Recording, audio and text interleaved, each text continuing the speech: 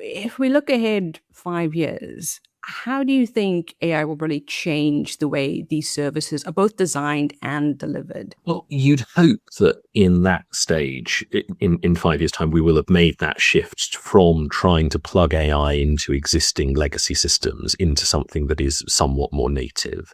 That is optimistic. Some would say delusional, in the sense that 5 years is a relatively short timescale if you look at the scale of transformation that we are really after here.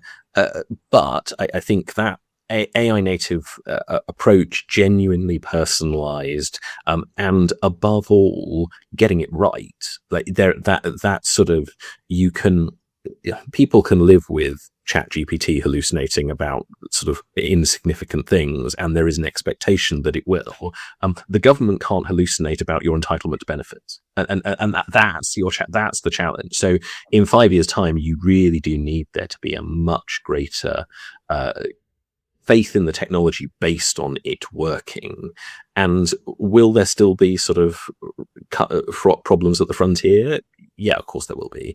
But government's job is not to be at the bleeding edge of that when it is interacting with the public on a day-to-day basis. You can do your experiments in a different way, but your basic stuff needs to be right, and it needs to be widespread. And I would hope also that the other bit of the technology that is really beneficial is the stuff that means people who are currently unable to access it, whether that's through various vulnerabilities, through disability, through whatever. If you do struggle with typing or using a phone, then this is technology that should allow you to do far more with voice. It should allow you to do far more in other ways.